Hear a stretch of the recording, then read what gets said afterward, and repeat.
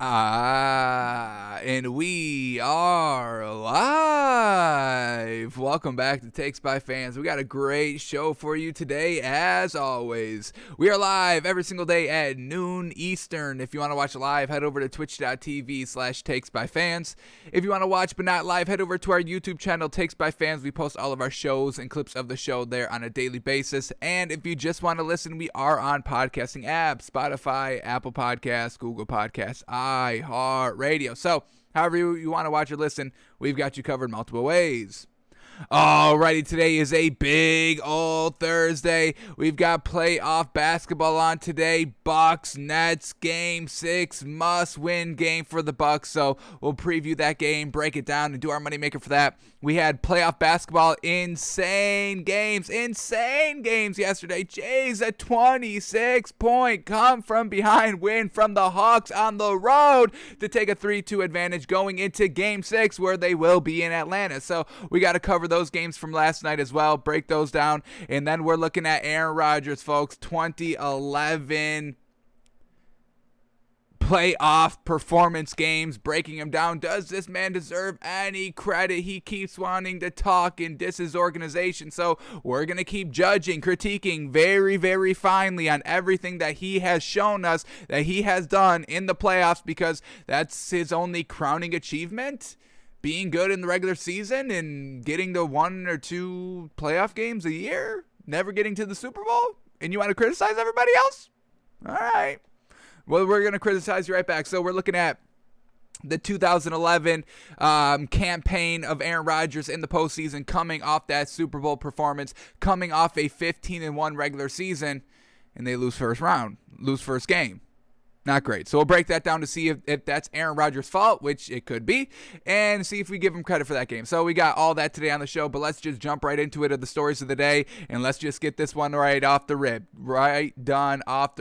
We talked about yesterday on the show Tua throwing 6 interceptions in a monsoon, but he was right back at it yesterday, folks. 6 touchdowns, no interceptions for Tua. The man was looking great. We get this clip right here, him going to Jakeem Grant. Look at that tight spiral on the deep ball. Yes, sir. We've never been worried about Tua, folks. We've always stayed calm. We've always stayed 10 toes down on our man here. We've never floundered. We never wavered that, maybe he can't play. No. He can't play. The accuracy is there. He's learning what is open in the league, taking that year 1 to get acclimated, rookie year, and now we're ready to hit the stride, ground running year 2. So I expect big things for this man. The 5 interception day was nonsense, folks. It was a monsoon, raining cats and dogs. In dry weather, this man is great. Look at that ball. Look at the deep ball, the tight spiral, folks. Yes, sir. That's what we're talking about. So absolutely fantastic by Tua yesterday. And once again, we're always on him. I can't even say we're right back on him, because we've never not been on this man. So give this man the respect he deserves, and he's ready to show out year 2. All right, let's go to somebody that, once again, gets a lot of slack in the media. We're talking about Lamar Jackson and the Ravens. So Lamar Jackson and the Ravens are placing, quote, a big emphasis on improving the deep ball in 2021. All righty. Well, when we just look at his stats, that's kind of the biggest knock on Lamar Jackson. He can't throw the ball deep. He's basically a running back, not a quarterback. We don't really believe in any of those narratives, but let's kind of just look at the stats. And when we see what he does, average yards gained per pass attempt, it is a little bit low, 7.6 yards per pickup on completed pass attempts. Now, what is great? Well, let's look at Aaron Rodgers, because he was just MVP last year, and he was having 9.6 yards a completion. Yards gained per pass attempt, which is 9.6. I mean, that's kind of what you want. If you're going to be passing the ball, you want 10 yards. You want to pick up that first down. If you're running the ball, you want more than 3. You want kind of 4 or 5. So Aaron Rodgers, airing it out a little bit more. He also has an 8.2 yards per attempt, where Lamar Jackson has 7.3 yards per attempt. Now, I mean, you might be saying to yourself, well, these numbers are very close. But yeah, they're very close. But overall, in the grand scheme of all your passes, if you're having on the lower sevens, I mean, that's just, you dinking and dunking. If you're having these kind of higher 8s, 9s, yes, you're still dinking and dunking, but you're also extending the ball down the field. So these numbers may seem very close, and you may, it's only a 1 yard difference, but that's really a lot, folks. That's truly a lot. And when we look at what Patrick Mahomes is doing, kind of another dual threat quarterback, his yards per attempt is 8.1. His yards gained per pass attempt is 8.9. So once again, Lamar Jackson is still on the very low end of all these other great passers. So there is a little bit of truth in the stats. And that's why, he kind of gets, blamed in the media, bullied in the media, slandered in the media. But they've got the emphasis on the deep ball. Let's improve this. Let's go deep. So let's go into this article right here, and let's see what they're all saying about this deep ball over there in Baltimore. All right, here we go. One knock the former MVP has yet to shed, however, is his ability to consistently hit downfield targets. During his last media session of mandatory minicamp, Jackson discussed how important it is to him and his teammates that strides are made toward improving the deep ball passing game. Quote, "We've been working, not just me, all the quarterbacks and receivers. We've been getting better. We've been getting together and trying to make that big emphasis for us this year. People always saying we throw short intermediate routes and stuff like that, little 5-10 yard routes. We had some chances last year. We hit some of them, but we're just trying to be more consistent this year. That's where the strides happen. It starts in practice, and hopefully it transitions to the game. Just got to keep working on it." Yes, sir. Keep working on it. And once again, you do it in practice, so hopefully it transitions to the game scenarios, folks. And, Tua fitting in that deep ball, throwing 5 interceptions, getting it done in practice. We just talked about, who was it the other day that also threw Trey Lance, George Kittle gushing over Trey Lance because Trey Lance was being aggressive, taking those shots, doing it in practice. So once again, great stuff here coming out of these training camps so far, of great quotes of what these players know they have to do, trying to get it done in practice to be ready for training camp and, game scenarios. So love hearing that from Lamar Jackson, and I love that it's not just him. It's not just, the emphasis only on him. It's all the quarterbacks that are getting reps. It's all the wide receivers that are getting reps. Let's go deep. Let's push the ball. This is the new Ravens offense. Yes, we're still going to keep kind of, what our traditional offense has been for the last, 1 or 2 years of, a lot of play action, a lot of running the ball, but we also have to extend the ball deep so we can open up those running games, those kind of play action passes, though it's intermediate routes that we can break big to the bank, having those speedy wide receivers on the edge like Marquise Brown, folks. The man is absolutely fast, not the best deep ball receiver, but now they brought in wide receivers that can go and make those deep balls, giving Marquise Brown more ability to just hit those slants over the middle and then just run 5 yards across the middle and then take it to the edge and try to beat the safety all the way to the end zone. So love what we're hearing here early in Baltimore. Do we get anything else here in this article?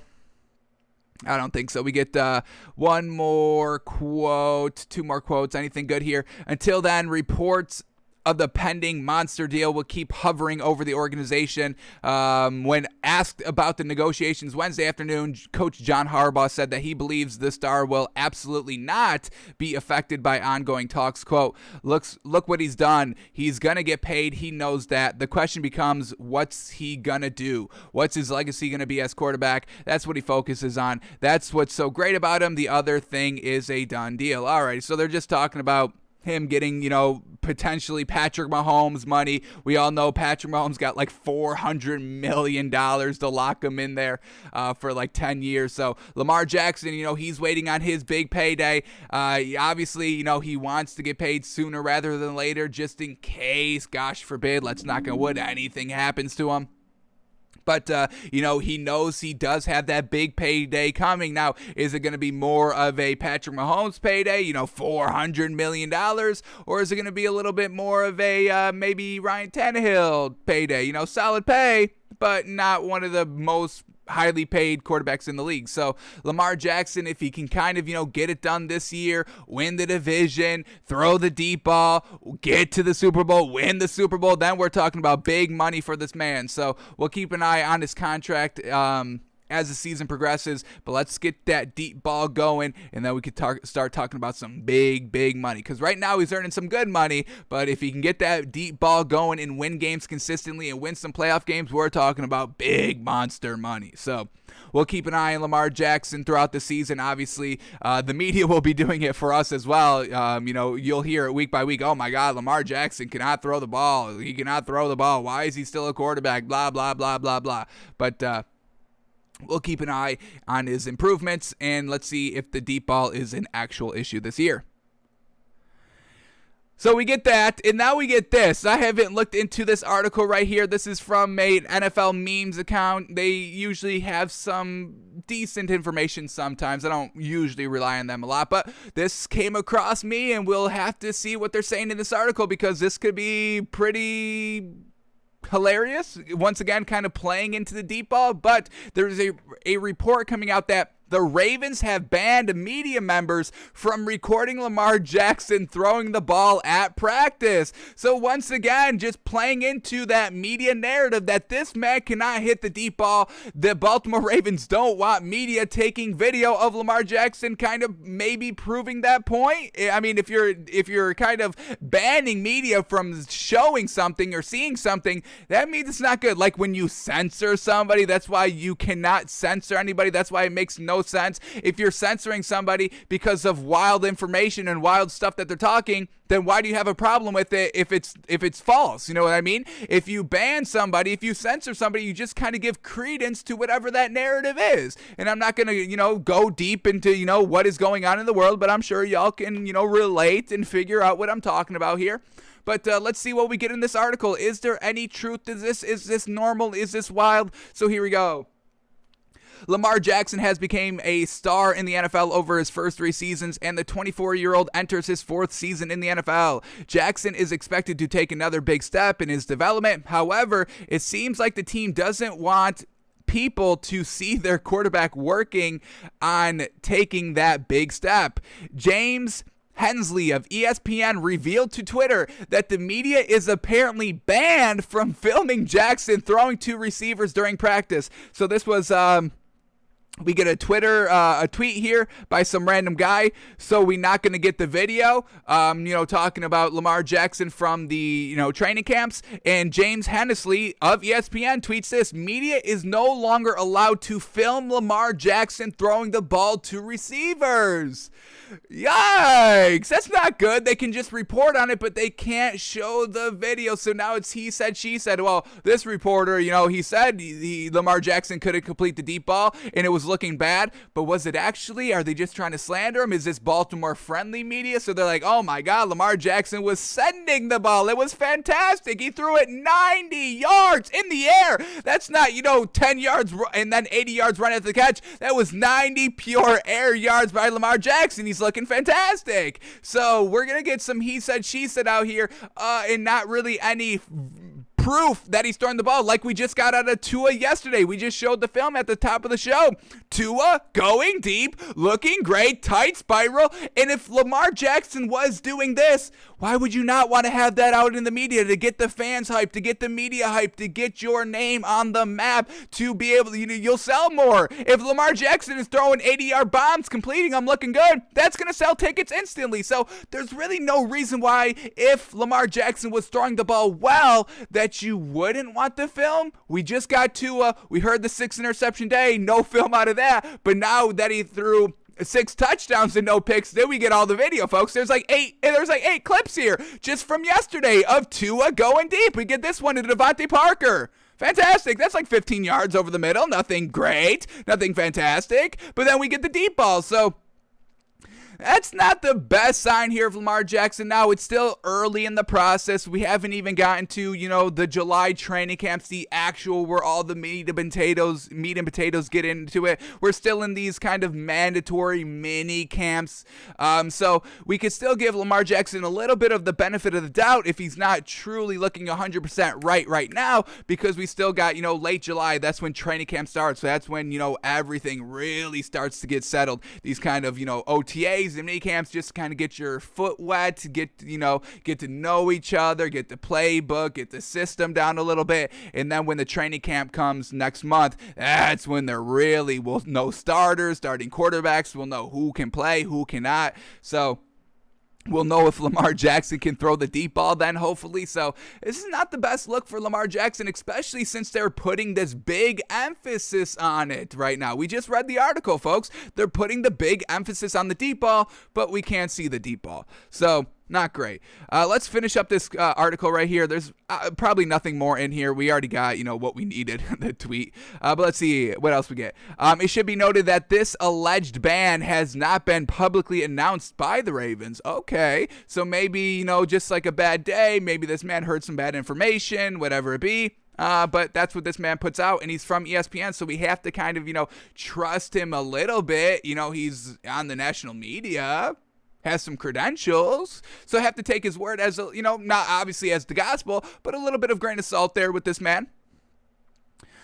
During his last media session of mandatory minicamp, Jackson discussed how important it is to him and his teammates that strides are made toward improving the deep ball passing. We just said that. They reiterate the quote. We're not going to read that again. And that's the end of the article. So that's really all we get here. One ESPN guy is saying, "Hey, we can't show no video." Let's go to his Twitter account and see if there's anything else by this man.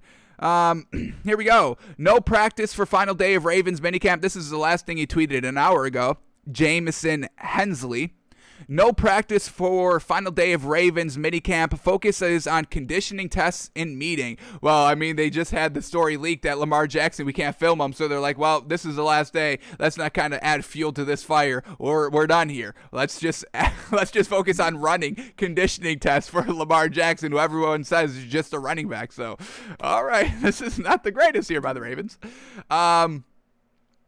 Quote, "We feel great about where we're at," John Harbaugh said. "We're ready to move into the next phase," which I told the guys is an individual phase between now and when training camp starts. Alrighty, so that's all we'll get. Whether that whole Lamar Jackson thing, you can't film him, is true or not, it doesn't matter anymore because training camp or mini camp is over now. So we'll have to wait till the end of July for the training camps for the Ravens to start going. But I guess this overall article of not being able to film Lamar Jackson is a mute point now. So, all right, we'll move on. I guess.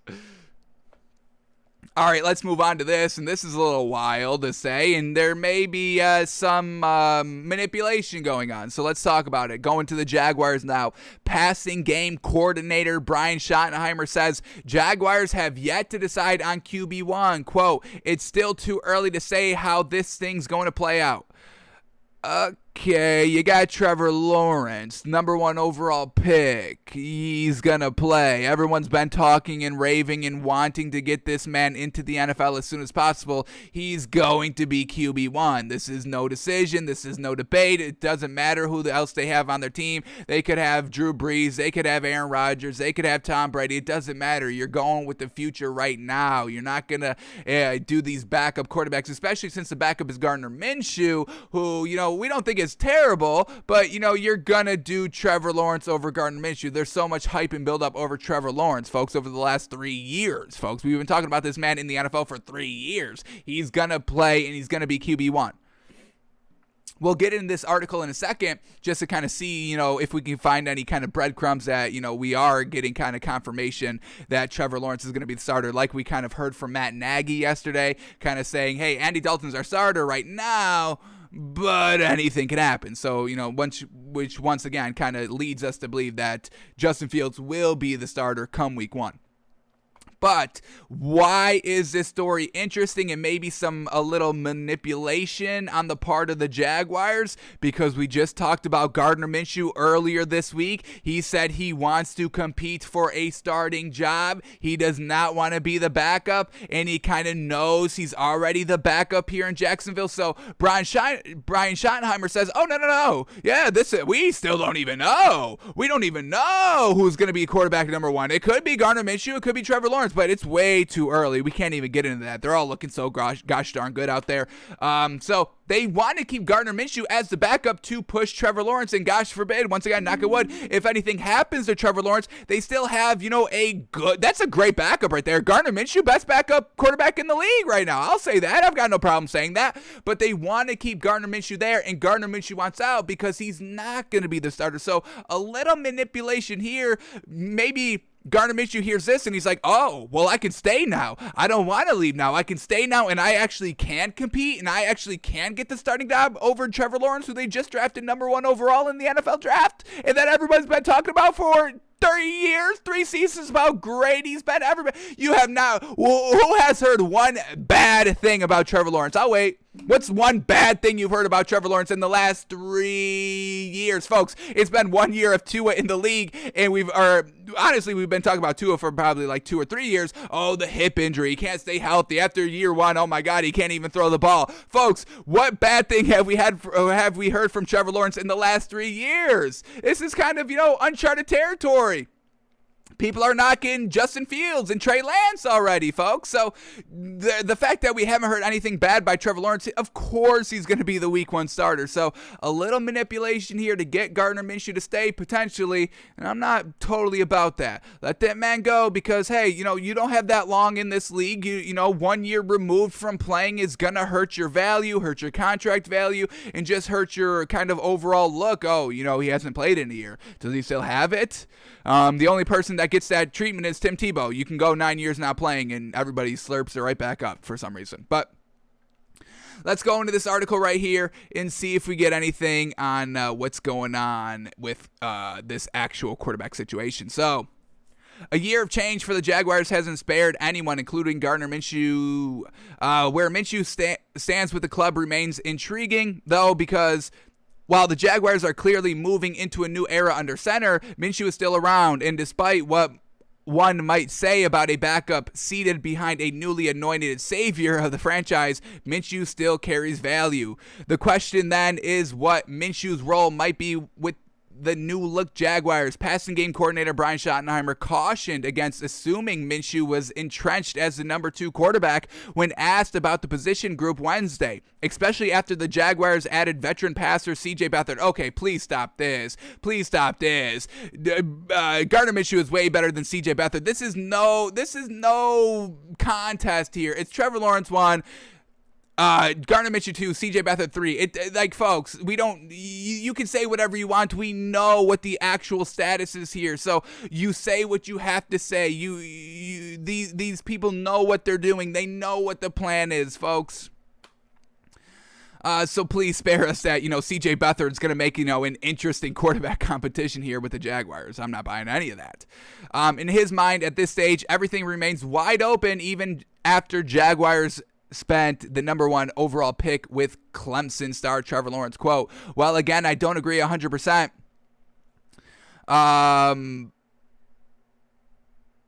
Schottenheimer said Wednesday of Minshew's projected standing as the second option under center. Quote, we certainly haven't named a starter. Our objective from day 1 was to build the best quarterback room that we could. We knew that we had in Gardner. CJ was a guy that we really looked at on the field, and we saw him make a lot of the plays and have some of the athleticism that we really, really like from our quarterbacks. Jake Luton was highly thought of last year. I know we really like him in Seattle when he came out. And then, of course, you got a chance to add a Trevor Lawrence into the mix. You're going to do that. But we're not in a position where we're going to say, hey, number 1, 2, 3, 4. I'll do it for you. Trevor Lawrence 1, Gardner Minshew 2, CJ Beathard 3, Jake Luton 4. That's it right there. I don't need you to say it. We know what it is. And once again, you're stringing Gardner Minshew along, just trying to keep him there. Once again, to push Trevor Lawrence to be a little bit of a mentor. Gardner Minshew came in, played his rookie season, can probably, pass on some advice to Trevor Lawrence a little bit to handle all the media, to handle all the press. I mean, Minshew Mania, that was big, folks. That was big in 2018, 2019. So he knows, hey, I'm not going to, you're probably going to get a lot more spotlight in your rookie year than I did, but hey, this is how I handled it. This is what you can expect, this and this and this. And, this is how you can get better on the field because I've been here for 2 years. So once again, they just really want Gardner Minshew there to be the backup, to maybe be a little bit of a mentor to Trevor Lawrence. Obviously, he can't be that much of a mentor because he is going into his third year, but still, that 2 years of experience is still valuable, especially handling that limelight that he did for not long, but it was still something. All right, another quote here. Quote, "We're letting them all roll. Everyone's getting reps. We want this thing to be really competitive. Ultimately, when we name a starter, we'll name a starter. And Urban will do that when he's ready." And once again, this Urban thing, oh my God, it's all up to him. And he doesn't even have any say in Tim Tebow. But then he signs him. I'm over Urban Meyer having any decisions, any firm decisions over this team. Now, I know he's the head coach, so ultimately any decision is going to come down to what he says, but I'm not liking it. I'm not liking it so far. And Urban will do that when he's ready. But I've just enjoyed watching these guys compete. Like I said, from Gardner's standpoint, he's an alpha. He's got leadership ability. You love that. CJ's come in here. He's had to catch up with some of the system stuff because of the verbiage here. Stayed with the same coach. Offensive line coach George Werherp saying. And then, of course, Jake has been a guy. He's been a guy, probably the least amount of reps, but every time he's been out there, he's been moved the team, and he's done things where we're like, wow, that's really great. I'm thrilled with where we are right now as a quarterback room. It's still too early to say how this thing's going to play out. It's not. And I think you maybe are doing Trevor Lawrence a little bit of a disservice. We just heard him say, hey, everybody's getting reps out here, but, maybe have your top two at least take the most reps. I think you might be doing them a little bit of a disservice, not getting them the reps. I mean, Tua didn't even have any reps last year, and then it affected his play in this season, folks, not knowing what open was in the NFL. Get Trevor Lawrence those reps. Stop trying to play this, everybody has a fair chance here. They don't. Just be honest. We knew as soon as the Jaguars had the number 1 overall pick officially come, what was it? When do we know? Week 17, week 16? Whenever we knew Trevor Lawrence was going to be the instant starter. So don't kind of, say, oh my God, everyone's got a fair shake here. Everyone's got an equal opportunity. We're giving them all the same reps. We're loving everything we're seeing. I think you're truly doing this team overall a disservice by doing that. Name Trevor Lawrence a starter, or if you don't want to do that, then just at least say that it's, Gardner Minshew and Trevor Lawrence. Don't start giving, Jake Luton and CJ Beathard good reps, folks. And that's no disrespect to these players, but they've had their chance. Maybe not Jake Luton, but CJ Beathard had his chance there with the 49ers, and nothing great there. So come on. I think you're truly doing this team a disservice. Name Trevor Lawrence a starter. Let Gardner Minshew leave. You can get some good value out of him. You may be able to get it like a second, third round pick for the man in a trade. But to say that everyone has a kind of a fair and equal opportunity to go out and win the starting job, I think it's a little bogus. I think it's a little bogus. So that's where we are with the Jags. And once again, just nothing great. There has been nothing great from the Jaguars that we truly like and truly buy into, folks. This Jaguars team could truly be a dumpster fire right off the rip. Almost sneezed right there, but this Jaguars team could be awful right off the rip, folks, with Urban Meyer taking in Tim Tebow. He could potentially be the starting tight end. Urban Meyer being not proven in the NFL. Just because you were good in college doesn't mean you're going to be good in the NFL. We've seen this time and time and time again, folks. So I'm not liking anything that we're hearing out of Jacksonville early on, and that's not a good sign. So we'll see what else happens here, but we all know Trevor Lawrence is a week 1 starter. No, am I crazy, folks? Am I crazy? Or are we all on the same page on this? I think we all should be. But we'll see, folks. Still more time. Obviously, we kind of have this month break of mini camps to training camps. Training camps kind of start like July 27th, real end of July. So we'll see what happens, but I'm not buying it. Hopefully some good stories come out of Jacksonville. We've got none, folks. We've got no good stories. Nothing. Not one silver lining in any of the stories that we've read from Jacksonville, folks. Can't buy them. All right, another team that we probably can't buy this season is the Raiders, folks. It's just Jon Gurden. He's done nothing great. He's floundered every single season. He's proven nothing when he was a head coach before the Monday Night Football host with the Tampa Bay Bucks. Yeah, he won a Super Bowl. Wasn't even his team, and now he has his own team, and he is getting criticized in every single move that he's made. Nothing's really been like, wow, that was a great move. It's like, ooh, a little head scratching. Why would you do that? So now we get the Raiders here. Jon Gurden likes the Raiders' offseason moves some critics deem as questionable. Well, of course he's going to like his own moves. That's why he did it. Like, what a lame kind of title here. But let's go into this article. Let's see what we get here. Let's see what Jon Gurden is saying. Can we buy into this Raiders team? I don't know. I like Derek Carr. I love Darren Waller. They've got a great running back in Josh Jacobs, but they've just underperformed every single season, losing in the back half, not making the playoffs, not looking great, not looking one of these elite teams totality-wise, offense, defense. So let's see what Jon Gruden's saying about all the moves that he loves. All the moves that he's made. So here we go. Jon Gurden is fully aware of how his former media colleagues and critics judge the latest offseason moves of his Las Vegas Raiders. From signings like Kenyon Drake. I do like Kenyon Drake. That's not a bad move. He's solid right there, especially when you got Josh Jacobs. Kenyon Drake, absolutely a number 2. From signings like Kenyon Drake to shipping out veteran offensive linemen to the drafting of Alex Leatherwood in the first round. A little bit of an overreach, we said. The Raiders have raised eyebrows across the NFL landscape yet again. Gruden knows the perception. He couldn't give a hoot about it. Well, I mean, he's signed for 10 years. He got a $100 million contract. You can't tell that man nothing. You give me $100 million. I don't give a damn what anybody says, folks. I don't give a damn. Truly, say I'm trash. Okay, I got $100 million in the bank. What do y'all got? What are y'all sitting on 6 cents in the bank, folks? So yes, truly, give me the money. I will not care what anybody says. All right. Gruden knows the perception. He couldn't give a hoot about it. Entering his 4th season with the Raiders, Gruden was asked at Wednesday's minicamp session if he believes it's his best roster yet. Quote, "Well, I'll have to see when we get to camp. Obviously, we like it on paper. We made some changes that are, in some people's eyes, questionable.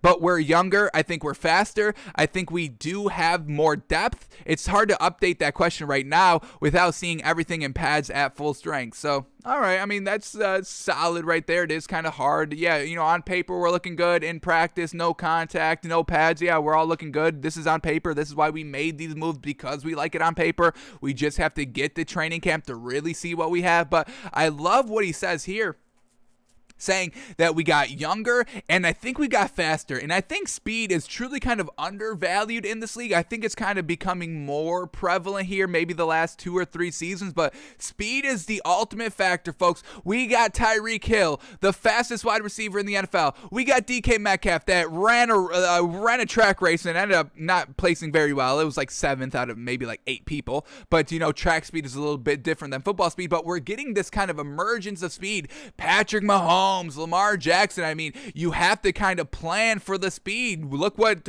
won the Bucks the Super Bowl. It wasn't really kind of their defensive backs or corners shutting down the receivers. No, it was the defensive end and the defensive lineman getting after Patrick Mahomes, making him run around the field the entire game and not being able to kind of truly set his feet and get some clean passes off. So speed is truly the deciding factor. That's why Patrick Mahomes already won a Super Bowl, folks, because of the speed. Now people are learning, if you want to kind of counter the speed, you have to get after it with these nice, elite, fast pass rushers. Aaron Donald. We got Myles Garrett. I mean, we got Jadeveon Clowney. We've got great speed at these pass rushing positions, and that's why they have high levels of success. So the fact that this team is getting faster, I mean, we see Darren Waller, we see the emergence of Kyle Pitts. I love a fast team, folks. I say it every time I can. If I was a football head coach defensively, I just want fast linebackers. If you are a slow linebacker, I do not care about you. I'm sorry. I don't care if you can tackle well. I don't care if you have big hit ability. It doesn't matter if you can't catch up to the guy. So give me the speed. I'm building my team around speed, folks. That is it. If you are fast, you are on my team. We'll try to teach you everything else. The tackling, the hitting, the footwork, the passing, the catching, the running. Well, you should already know how to run if you're fast, but give me the speed. So that is something that I do like about Jon Gruden's team so far. If they're getting faster, speed kills in this league. The one-on-one matchups at the cornerback position, if your wide receiver is fast, Tyreek Hill is open down the field 80 yards every single play, folks. He can outrun any coverage because of his pure speed. So speed is a huge factor here. So that is something that we can buy into, and let's see if kind of Jon Gruden can put it all together this year to truly make it work. But speed is the ultimate factor in football, folks, and I'm absolutely loving that. All right, anything else here? Keep going on this article. All right. On offense, the Raiders side, speedy wideout John Brown, that was a fantastic from the Bills. I mean, the Bills just didn't have any room for him, and now once again getting faster. In possession receiver Willie Snead, Drake's addition provides dual threat depth to a backfield that struggled to find a second fiddle to workhorse Josh Jacobs. So once again, I don't know why everybody was kind of knocking. Was anybody knocking that Kenyon Drake? I mean, we kind of read it at the top of the article. We're big on that man. He was an ex-Dolphin. I loved what he was doing out there, the speed, the dual threat ability of catching the ball out of the backfield. Fantastic. Vegas is betting big that getting younger and cheaper on the offensive line will pay dividends after dismantling a veteran core. Leatherwood, expected to start at right tackle, is the key to the O-line revamp. Many scouts, including NFL Network's Daniel Jeremiah, didn't have the Alabama product pegged as a first-rounder. The Raiders cared not for that public perception. Once again, yeah, I mean, we're going to do whatever we do. Yeah, you're the experts, you're the analysts. Yeah, sometimes you're wrong. I mean, you're basically 50-50. Any analyst, any professional sports talker, we may be a little bit better than 50-50, but once again, I mean, nobody's right 100% of the time, and you're gonna do what's best for your team and your situation. So once again, Jon Gruden not giving a hoot about that, truly. All right, Wednesday. Oh my God, we get this again. What is up with these NFL writers in this word gush, folks? We just heard it with George Kittle. He didn't say it. That's what the NFL writer said, and we get it again. Stop using the word gush, please. Jeez. Wednesday, Jon Gruden gushed over his first-round pick. Please choose a better word. I hate that word. Like a lot of people don't like the word moist. I do not like the word gushed at all, folks. Do not talk gush around me, please. Save it. Choose a different word. Get it the thesaurus and please use a better word than gush, folks. What word can we use? Let's see what we can use for gushed. Because I'm really trying not to gush. It's got two meanings. Pretty funny right here. That Google says, gush of a liquid, flow out in a rapid and plentiful stream. That's why I don't like the word right there, folks. All right, or number two, speak or write with infusiveness or exaggerated enthusiasm. Enthuse is a different word we can use. Effuse. The freak is effuse? Effuse, verb, third person present. Past tense. Oh, okay, that's just give off. A liquid, light, smell, or quality? What the heck are these words? Effuse. Talk in an unrestrained, excited manner. All right, that's the definition we need right there. Talk in an unrestrained, excited manner. Effuse. Effuse. E-F-F-U-S-E, folks. Effuse. Let's start using effuse, not gush, please. Jeez. Rave. We can use rave. We can use, ooh, what's this? Rhapsodized? Rhapsodize? The hell is this? Speak or write about something or someone with great enthusiasm and delight. Rhapsodize. Okay, I like rhapsodize. Let's please get away from the word gush, folks, truly. Wax lyrical we can even use. Talk in a highly enthusiastic and effusive way, folks. Once again, that effusive way. Wax lyrical. Once again, more words than gush, please. Cry something up? What the hell is that? I've never even heard that expression. Cry up. Praise someone or something. Cry up? Y'all ever heard that? Interesting. Alrighty, so we've got our words that we can use besides gush. Enthuse. Effuse. Effuse. I like effuse a lot. I like that. And then rhapsodize. Rhapsodize or effuse. Stop using the word gush, NFL reporters, please. Jeez. Here we go. Wednesday, Gruden effused about his first round pick. Quote, well, he's very smart, very athletic, very long. He's a talented player.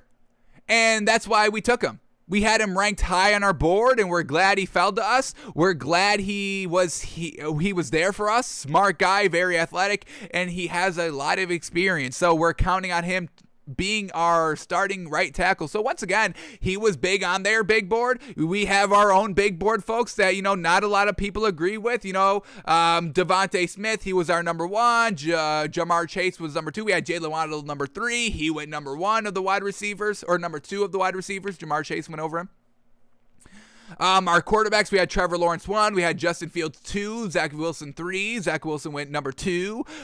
We had Mac Jones 4, and Trey Lance 5 over there. So once again, whatever your big board is, don't say the overreach. I mean, like we said, if you're not in the top 10 picks, it's trash anyway. So go out and get those players that you want. So I respect Jon Gruden for truly doing his own thing here. Unfortunately, it hasn't worked to a T.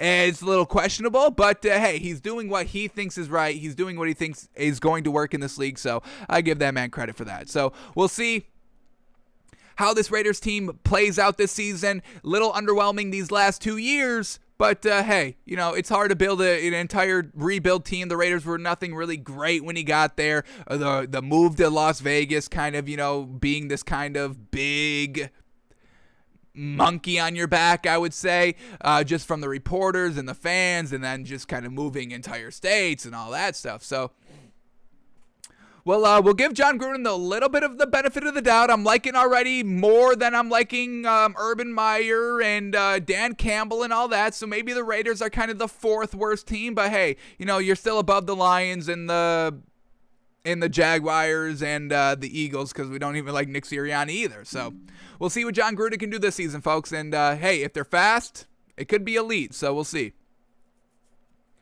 All right, let's keep moving on here. And man, oh man, Drew Brees is retired, but he just visited the Chargers, where, that's where he kind of should have played for his entire career. But Drew Brees lauds Justin Herbert. Quote, his physical tools are as good as anybody I have ever seen. And truly, folks, we've got this new crop of quarterbacks, young quarterbacks, Joe Burrow, Tua, Trevor Lawrence, Justin Fields maybe, but truly, Justin Herbert is going to be definite. He is definite in this league, folks. He will be Aaron Rodgers-esque, Tom Brady-esque. We will be talking about Justin Herbert like we talk about Aaron Rodgers and Tom Brady. A 20-year span, potential greatest of all time. This kid has it, folks. He's way better than Joe Burrow. He's better than Tua. He's better than Trevor Lawrence already, and any of these kind of new quarterbacks that have just gotten in the league in the last 2 or 3 years. Justin Herbert is it, folks. We watched him last season, and everything was just pure perfection. His strength, his size, his ability to throw the ball, at all the throws he's able to make, that win ability, being close in all those games, being clutch. We saw him kind of go, was it down against the Raiders where he did the QB sneak, I think in overtime potentially to win the game, something along those lines. The man has everything, and now he's getting big praise from Drew Brees. I mean, just kind of lock this man up already, folks. There's a reason why Justin Fields rookie cards, or not Justin Fields, Justin Herbert's rookie cards are already going for thousands of dollars. This man is going to be it, folks, 1,000%. So let's see what Drew Brees is saying about this man as he kind of visited the Chargers practice yesterday. So on Wednesday, the retired star took in a Chargers practice as part of his new analysis role with NBC. Brees noted afterwards that it was just the third time he's encountered Justin Herbert. Wow, after 3 times, he's like, oh my goodness, this man. I only need to see this man 3 times. I already know. He's it, folks. He is it. IT, capital letters. That was enough for him to draw at least one striking conclusion about the 23-year-old quarterback. What's this striking conclusion? Quote, I think his physical tools are as good as anyone I've ever seen. By all accounts, he's a great worker. He's got great leadership qualities. He's got a lot of intangibles. So I think the sky's the limit for a guy like him. Yes, sir. That sky's not even the limit. The space is limit, folks. That's his limit. Going to Mars, however many light years Mars is away, that's Justin Fields' ceiling. Stop with this guy, folks. He's bigger than the sky. He's better than the sky. Let's see what this man's going to do for the rest of his career, folks. Is that all we get? Is that the only quote we get? We get one more quote here. All right, I thought it was going to be something better than that, but hey, you know, a little praise from Drew Brees already. We'll take it. All right. Of course, the club's extended run of elite quarterback play in the 21st century began with Brees, who was pushed aside in 2006 to make room for Rivers. I mean, what a complete failure that was, right? Give me Brees over Rivers any day of the week. Perhaps Herbert will accomplish everything for the Chargers that Brees didn't get that opportunity to. For 2021, there's a more tangible connection between the two passers. New Chargers offensive coordinator Joe Lombardi was the Saints quarterback's coach for the past 5 years and worked alongside Brees in 12 of his 15 seasons with New Orleans. Hey, I mean, you got somebody that was coaching Drew Brees and now you're going to coach Justin Herbert. That's what we're talking about. So Justin Herbert is already a step ahead of the competition just skill-wise, and now even another step of just kind of who he has on his coaching staff. So that's fantastic. So Drew Brees says, quote, I love the fact that he's in this offense now with Joe Lombardi. He brings a ton of knowledge and experience, not only coaching quarterbacks, but also within the system that we ran. And I think he'll be able to tailor make that for Justin's skills and obviously the tools and weapons that he has around him. And that is another kind of part of about great players in the NFL. Yes, your talent needs to be on point, but you also need the supporting cast. That's why Aaron Rodgers wants out of Green Bay. He just feels like, man, oh man, these coaches don't believe in me. They don't have my back. They're not tailor making this offense to me. I want out. Same thing with Russell Wilson. They're like, hey, you're not even trying to protect me. You know I run. You know you need kind of athletic, long tackles and offensive linemen to be able to kind of protect me outside of the pocket. You know this, and you still haven't done this. So I'm going to be out. But Justin Herbert, I mean, they got rid of Anthony Lynn. We're not sure if that's the right case, but Anthony Lynn unfortunately couldn't really close out games and lost those close games.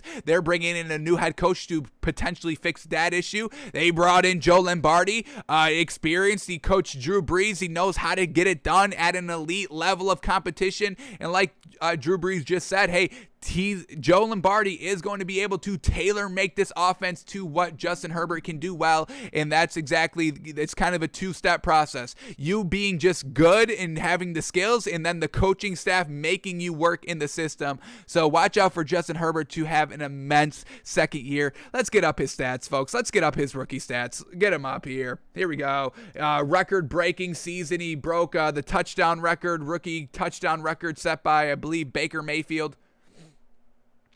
Here we go. Oh my God, I love it already. I'm gushing. I'll say it here. I'm gushing over these stats, folks. Oh my gosh. Woo! These are FU stats, folks. Jeez. Oh my gosh. Here we go. 66% completion percentage rookie year. There's quarterbacks that have played 6-7 seasons that have never thrown 66% completion percentage, and that's what we're talking about. We like 62 to 65. Newsflash, 66 is more than 65. Love it. And it's not like, well, he didn't throw that many passes. The man threw it 600 times. Fantastic. 4,336 yards. Once again, fantastic. We want to see more than 4,000. 4,000 to 5,000. That's the range we want you to be in. Obviously, 5,000 yards is hard to do. Drew Brees is the only quarterback that has done it multiple times. But 4,300 rookie year, there's quarterbacks in this league that have played 5, 6, 7 years that have only thrown for 3,000 yards, folks. Give this man credit. Touchdown to interception ratio. Don't make us laugh. Fantastic. 3-1. 3-1. We like 2-1. 31 touchdowns, 10 interceptions. This man is fantastic. Elite already, folks. Year 1. Love it. Man. Woo. Jeez, love it, folks. These are absolutely phenomenal stats right here. Compare any quarterback stats to Justin Herbert, and Justin Herbert's better, folks. Better or on the same level as the GOATs, Aaron Rodgers, Tom Brady, Drew Brees, Big Ben, Phillip Rivers. He's better. Let me see Phillip Rivers. Let's look at Phillip Rivers' stats. Does he have a completion percentage season better than 66%? Let's see if that's true. Because if it's not, if Phillip Rivers does not have that, then I don't want that man in the Hall of Fame. Here we go. Let's see. Phillip Rivers.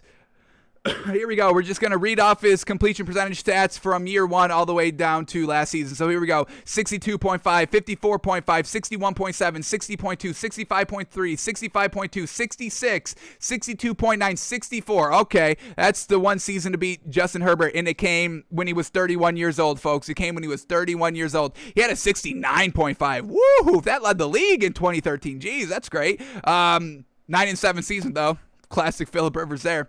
66.5, 66.1, 60.4, 62.6, 68.3, 66, and just last season, 68. Alrighty, but like we said, I mean, it took Phillip Rivers like 6 years in the league, 7 years in the league to get what Justin Herbert did year one. Year one. Fantastic. Phillip Rivers has a career completion percentage of 64.9. Call it 65. Alrighty, folks, so Justin Herbert is it, folks. I'm telling y'all, I cannot wait to watch this man play. He's going to be absolutely fantastic, getting better every single year. Hopefully, he does not have a sophomore slump. I don't see that in him, but anything obviously is possible, and we'll definitely keep an eye on this man as this season progresses. But gotta love Justin Herbert. Woof! Alrighty, let's go to the Broncos now. Broncos offensive coordinator Pat Shurmur on quarterback battle. Teddy Bridgewater, Drew Lock, quote, both getting better. Alrighty, that's great. You obviously want to see your quarterbacks get better. So let's see what we get in this article right here. So far, we've been kind of seeing a lot of Teddy Bridgewater. Haven't really seen too much. We heard Drew Lock had a bad practice one day. Haven't really heard that from Teddy Bridgewater. But let's see what Pat Shurmur's saying about his two quarterbacks dueling it out for the starting position.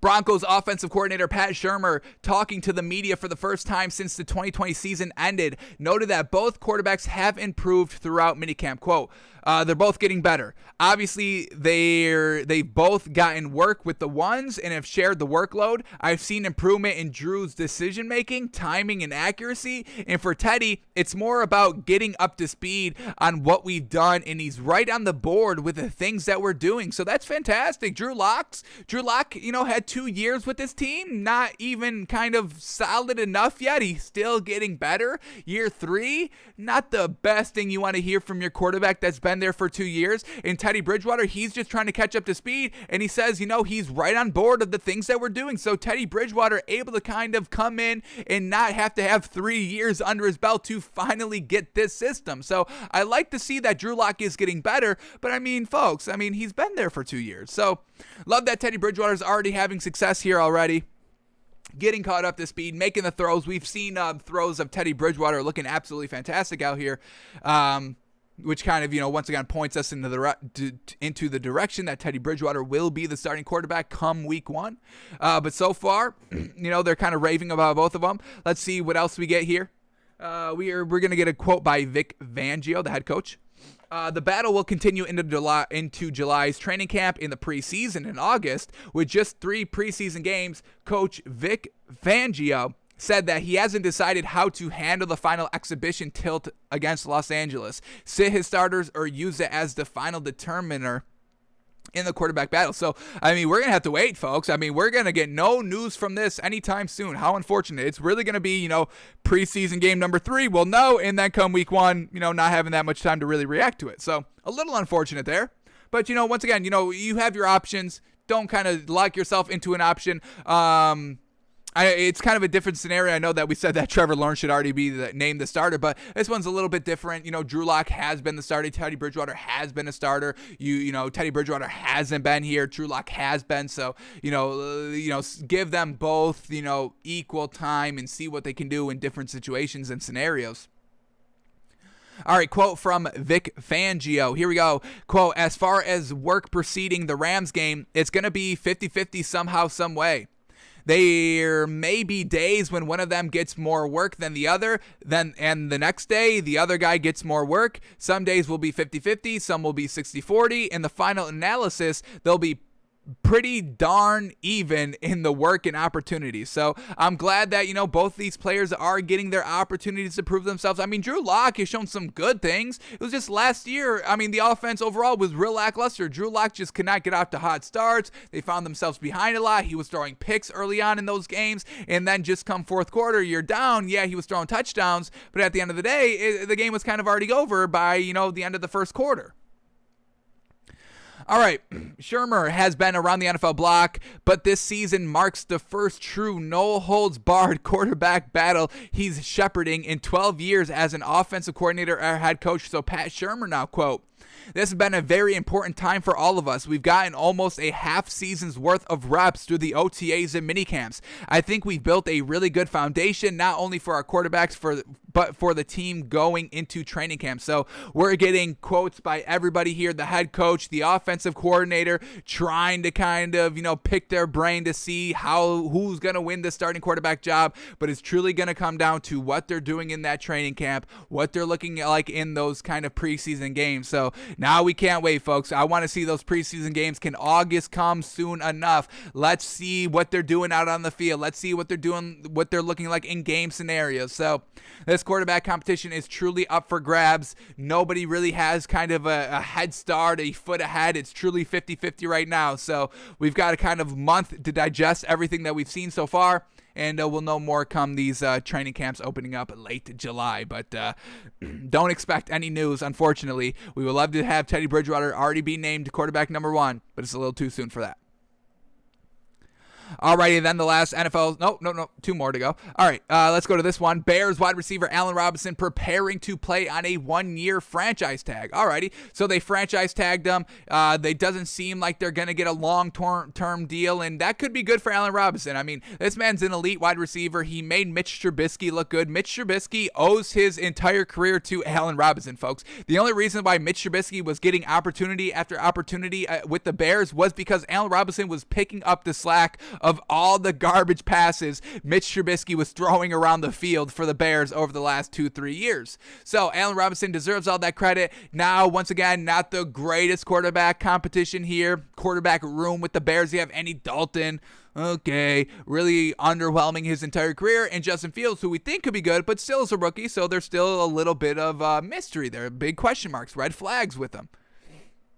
So this could be a little good for Allen Robinson here. Hey, I'll play under the franchise tag. I'm not making any kind of long-term deals here. Let's see what I do. Let's see how these passers are looking like, because I'm not playing any longer with garbage passers. I'm sorry. I'm a little too good for this. I can go and play for a championship caliber team right now if I wanted to. So Allen Robinson preparing to play on a 1-year franchise tag. I really kind of don't want to see him get the long-term deal this year. He's still going to be great. He's still going to get his. I mean, if you make Mitch Trubisky look good, you're definitely going to be able to work with Andy Dalton and definitely going to be able to work with Justin Fields. I mean, that's just simple right there. Just of how bad Mitch Trubisky is, unfortunately. So, Allen Robinson will go up and get those balls. Doesn't matter if 5 yards overthrown, 5 yards underthrown, 5 yards thrown behind him, 5 yards thrown above him. He will go up and get all those passes. We saw it with Mitch Trubisky. So take this year, go do your thing, analyze the quarterback room here, and if it's not up to your standards, I think Allen Robinson truly has kind of the right to leave Chicago. But we'll see what he does. We'll see if he gets the long-term deal signed. Most likely not, and he has no problem playing under the 1-year franchise tag that he's already been tagged on. All right, now let's go to this last NFL story. We have to kind of once again tiptoe around this because the last time we talked about this, our video got deleted off of YouTube and we got a strike on our channel. So I guess we can't put any input out here because y'all know how it goes. And once again, we're not going to get too deep into it because, like we said, we got penalized the last time. But so we'll just report the facts here. We'll just read from the paper here and won't say anything else out of line. We promise YouTube we will not say anything out of line. Okay, you put us in our place and we're kind of stuck here. So here we go.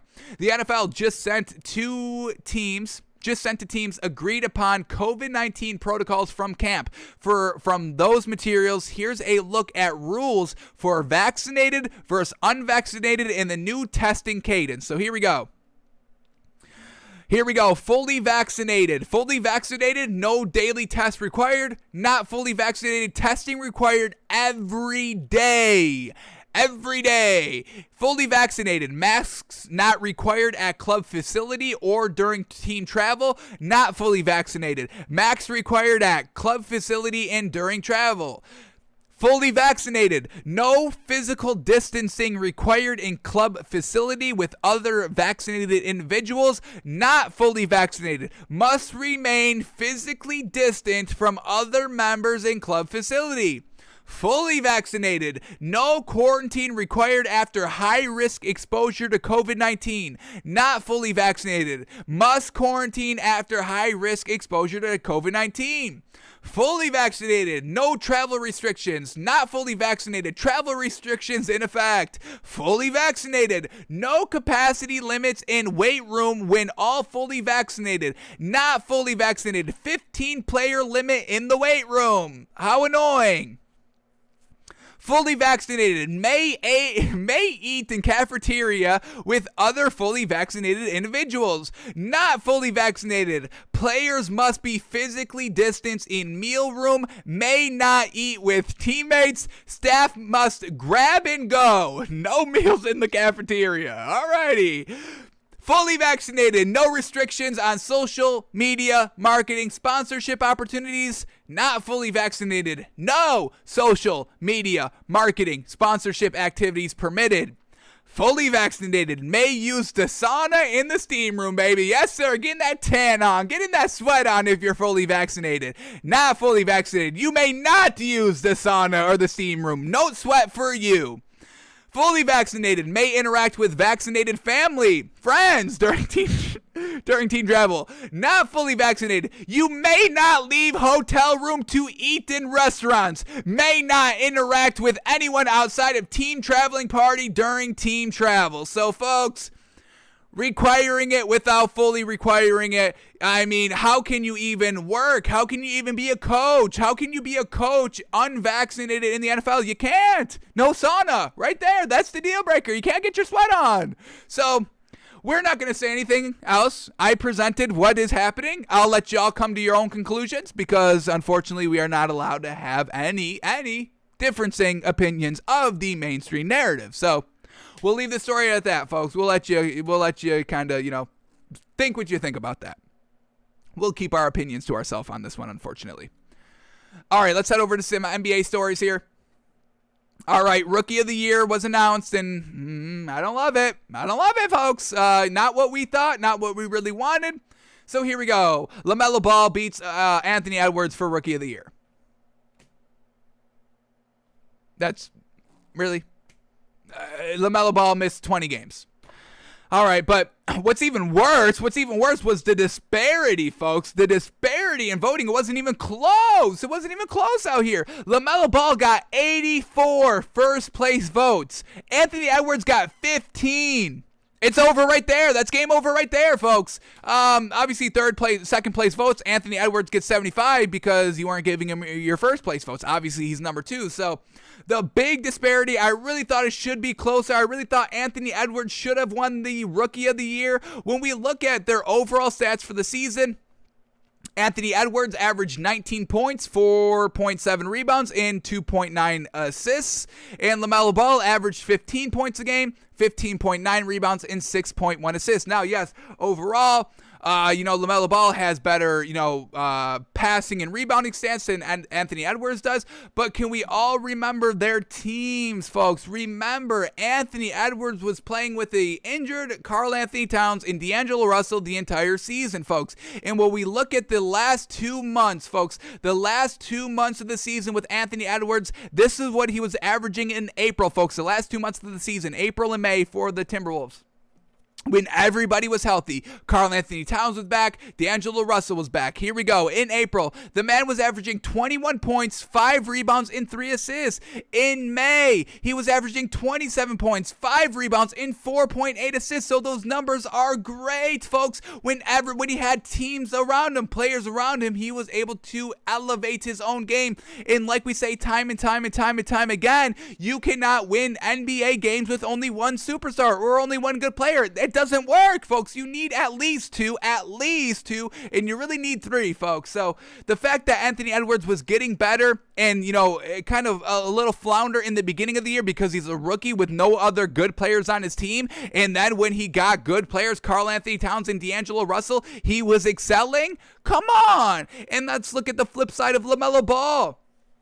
Remember, he got injured. He missed 20 games. Once again, another argument for Anthony Edwards to win Rookie of the Year was he played every game. Folks, you have to give that. You have to weigh that heavy. Not getting injured and taking care of your body. That's a huge green flag in any kind of Rookie of the Year, MVP, Sixth Man of the Year. Being available, being there for your team, playing every game. That's huge. And LaMelo Ball missed 20 games, unfortunately.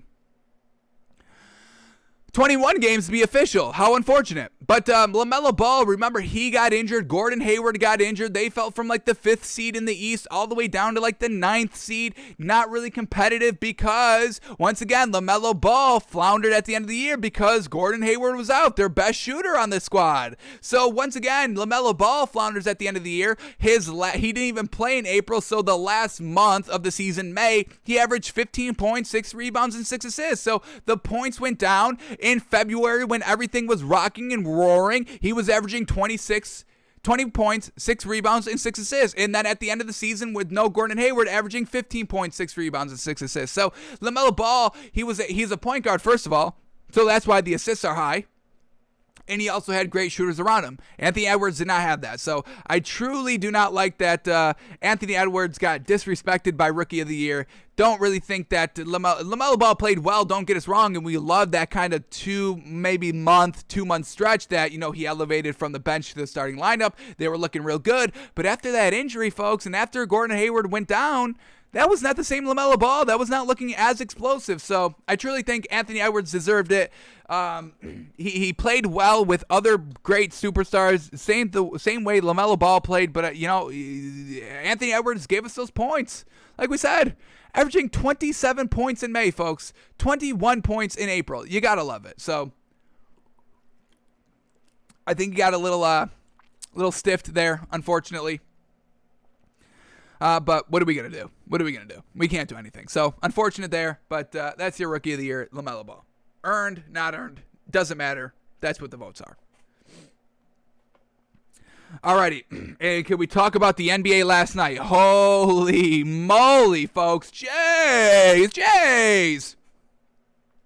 The Hawks come back from 26 down. They came back from 26 down. The largest deficit overcome in the NBA playoffs since 1996. Hawks are tied for third at 26 points. They're tied at third with 26 points with the Celtics and the Cavs, and then the Clippers have the top 2 with 31 and 27 points. But an absolute collapse by the 76ers and an absolutely masterclass by Trae Young and company to get back into it, winning the game on the road. So very well done there. And not only that little nugget of information, let's talk about this one. Joel Embiid and Seth Curry were the only 76ers to make a field goal in the second half. What? 2 players were the only scorers of the second half for the 76ers, and they absolutely went manic. They both scored like 30 or more points in this game. Fantastic. But Ben Simmons, Tobias Harris, reliable Tobias Harris couldn't get a bucket out there. So a true collapse there. And we'll break down this game a little bit more in depth when we get to the segment, but very well done to that Hawks team. We took the Hawks +7. We took them for 2 reasons. Joel Embiid, we thought he would get kind of, fatigued down the stretch, and he did. He had a great game, but he still did, and we're going to point it out in a second when we break down that game. But we also know the Hawks will weather the storm, folks. We saw game 1. We saw game 2. Came up a little short in game 2, but we still see them do it time and time again, folks. They did it against the Knicks. If they get down big, if they get down bad, they don't care, folks. They stick to it. They stick with it. They hit the shots. They hit the 3. Trae Young can facilitate the floor. They can lock up defensively. So whenever they get down big, bad, it doesn't matter. This is the only team that we really truly feel this way about. They can weather the storm. Absolutely fantastic. So when they were down, 26 points, we were never worried. We were getting 7, and we know they can weather the storm. And those are the 2 reasons why we took the Hawks +7 last night. And it cashes in for us. They win outright. Didn't even need that safety blanket of 7 points. So well done for the Hawks, and they are one game away from the Eastern Conference Finals now, and that's going to be fantastic. Hopefully, they don't have to face the Nets because, the Nets are great outside shooters, maybe a little bit more reliable than the 76ers are overall, but it's going to be a nice matchup for this Hawks team, and you can never count this team out. So, absolutely well done to Trae Young and company last night. All right, those are all the stories we needed to talk about for today. Let's go into the NBA. We can break down these games quickly and do our moneymaker, and then we'll go to Aaron Rodgers because I do kind of want to talk about the 76ers series as we're on the topic. So let's go to the 76ers last night. 76ers Hawks game 5 in Philadelphia, and the Hawks come back 26 down to win the game. Now, I know what you're thinking. Well, Joel Embiid was not fatigued, and he played well. He played fantastic, folks. Let's talk about it. 37 points, led the team in scoring, 13 rebounds, 5 assists. He shot 2 of 4 from the 3, and 60% on 20 shots, all from down low. So you give that man credit. But fatigue still did set in. I don't care that he was a plus 11 on the floor, folks. Fatigue still set in from him, and it came at the final seconds of the game. This is where fatigue set in for Joel Embiid, folks. Joel Embiid going to the line. The Hawks up 3, 107-104, 10 seconds left in the game. Fatigue. It doesn't matter. It doesn't have to come for an entire quarter. It doesn't have to come for an entire half. Doesn't even have to come from an entire game. But fatigue is fatigue, and fatigue was shown right here. He's at the free throw line. Now, 76ers are down 3 points, folks. They're going to shoot 2 free throws here. So you make the 2. It's a 1-point game. You foul. It's now a 3-point game, and now you have that opportunity to shoot the game-tying 3 to go into overtime. What does Joel Embiid do? The fatigue gets to him, folks. First free throw up. Dribble. Shot. Miss. That's fatigue. Missing free throws late in the game, folks. Fatigue. Joel Embiid, second free throw. Here we go. Down 3 still. Dribble. Shoot. Miss. Fatigue, not hitting your free throw. So, there was still some truth to Clint Capella. Hey, when he gets fatigued, it's game over. We saw it last night. Yes, it wasn't as prevalent as it was in game 4 when he kind of beefed the entire second half, but it still showed up in game clutching situations at the very end of the game. Fatigue is fatigue, folks, and we just saw it right there. Clint Capella, he's vindicated. He wasn't really vindicated for the entire game, but fatigue comes at different points at different times of the game. It just because he wasn't garbage the entire team doesn't mean he got fatigued, folks. We just saw it right there. Potential free throws to potentially tie up the game on their next possession. It's right there, folks. So yes, Joel Embiid had a fantastic night, but the fatigue did get to him at the line, folks. Folks, those were the only free throws he missed all game. He went 11 of 13 from the line. He missed 2. We just saw him miss 2. Fatigue, folks. It's not like he's a trash free throw shooter. Let's get his official numbers up for the season. He just hit 11 of 11 going into those 2. Fatigue. Let's see what he's shooting from the free throw line from the entire year. Let's see that. What has he got? 85%. Great for a big man. Yes, sir. So he was fatigued last night. We saw it. Fatigue gets to Joel Embiid. It's unfortunate, but that's his kryptonite, fatigue. Now, a lot of other people in the 76ers also did not do well. Tobias Harris couldn't buy a bucket, in the fourth quarter, in the second half. 4 points on 18% shooting, 0 of 3 from the 3. We've never seen Tobias Harris play this poorly this year, so a real outlying game. Ben Simmons only took 4 shots all game and went 4 of 14 from the line. Now, if Ben Simmons was those ones hitting those, missing those free throws at the end of the fourth quarter, that's not fatigue. That's just pure garbage. We know that. But that's Joel Embiid hitting 11 of 11 up until that point. Ben Simmons, only 8 points and 9 assists for the entire game and missing 10 free throws, folks, 4 of 14. He shot 28% from the free throw line. Jeez Louise out there. And then Seth Curry had an absolute brilliant night. The only reason why they were competitive in this game, 36 points, 7 rebounds, 7 of 12 from 3. Interchanneling his brother out there, Steph Curry out there, doing his best Steph Curry impression. He was fantastic, folks. So give a lot of credit to Seth Curry. Fantastic night, 36 points. 7 of 12 from the 3. And then Furkan Korkmaz filling in for Danny Green again. 8 points, 5 rebounds. Didn't play the best. 1 of 5 from the 3 and 2 of 7 from the field. And then off the bench, anything good out here? Matisse Thybulle, 6 points. He hit both of his 2 shots. But George Hill, 2 points on 5 shots. Shake Milton, 5 points on 5 shots. Not the greatest out there. Only hit one of them. And Dwight Howard, 8 minutes, 8 rebounds. All reliable out there as well. Unfortunately, could not score. And now the Hawks from last night. I mean, man, oh man. Once again, they didn't do that great either. I mean, Clint Capella only 6 points. He had 8 rebounds. But Trae Young, 39 points, 7 assists. He only shot 2 of 6 from the 3 as well. But once again, 17 of 19 from the free throw line, getting it done at the line. John Collins coming up big, 19 points, 11 rebounds. Kevin Huerter playing absolutely abysmal, 0 points on 7 shots. And then Bogdanovich, once again, kind of letting us down a little bit. 6 points on 0 of 4 from the 3 and 33% on 9 shots. So these reliable players that we've been kind of, big on the entire season, Tobias Harris, Bogdanovich, Bojan Bogdanovich, they are all coming up a little short here in the second round. It's given us a little pause here. Maybe not as clutch as we thought, especially as the season progresses. So we hope they get back to their great shooting potential, but so far in the second round of the playoffs, they've been kind of very lackluster. Now, off the bench here, we got some good contribution here for the Hawks. Danilo Gallinari, 16 points, 8 rebounds. He shot 60% and 3 of 4 from the 3. And then Lou Williams finally had a great game here for the Hawks. He's been really kind of silent here on this Hawks team ever since he got traded. But Lou Williams, 15 points on 63% shooting. We can definitely get behind that. So Trae Young in the bench really puts them past the 76ers in the second half. And you absolutely love to see it. So an abysmal shooting night for the 76ers in the second half. And the Hawks take advantage. Going back to Game 6, folks, in Atlanta, and Atlanta only needs to win one of their next 2 games. They took 2 on the road, folks. So if it does go to Game 7, you got to give this Hawks team a lot of credit to be able to win that game. Alrighty, and then the last game from last night, the Clippers and the Jazz. And the Clippers, man, wow, what a game. They win without Kawhi Leonard, folks. And hey, I got to apologize, not to Paul George, because, we kind of know the playoff P is over. He had 2 great games together. We were giving him his credit. And then he put up a 3rd great game as well, getting really kind of out of his shooting slump. And did this team play better without Kawhi Leonard on the floor? Kind of wild to say, but they kind of did. So let's talk about this Clippers team. Let's talk about the lineup first of all. Did Ty Lue did what we wanted him to do, which was either put Luke Kennard or Terrence Mann in the starting lineup and then have the other one play a lot of minutes off the bench. So this was their starting lineup. Reggie Jackson at the 1, Paul George at the 2, Terrence Mann at the 3. That's what we're talking about. Marcus Morris still at the 4, and Nicholas Batum still at the 5. So Ty Lue, I give him credit for making the right lineup. I like it.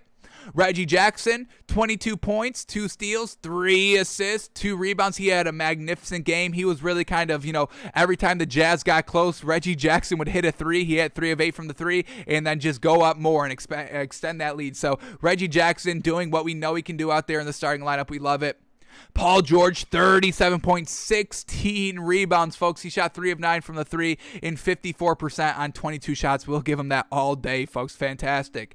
Nicholas Batum at the 5, 9.7 rebounds. Marcus Morris, yes, sir. 2 great back-to-back games. Very well done to Marcus Morris. We needed him to score a lot of points, and that's exactly what he did. Second leading scorer for the squad here. 25 points on 3 of 4 from 3 and 62% on 16 shots. You love to see that. And then Terrence Mann getting it done. 25 minutes. That's exactly what we wanted to see. 13 points, and he shot 50%. Not great. He shot 1 of 5 from the 3, but those 13 points are exactly what we needed. Now, off the bench, anything good? No. Luke Kennard played 20 minutes off the bench, but only 6 points. He shot 6 shots, 2 of 4 from the 3, so not bad overall, but we really would love to see, Luke Kennard put up, 10 to 15 points off the bench.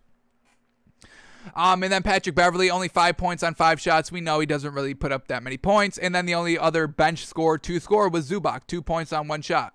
And, he missed it and hit 2 free throws in 8 minutes. So, overall, the Clippers took care of business. Paul George got it done. Reggie Jackson got it done. Marcus Morris got it done. And the icing on top of the cake was the Terrence Mann 13 points. So, you got to respect this Clippers team. And, we haven't really respected this Clippers team. I never really saw this Clippers team being that great all season.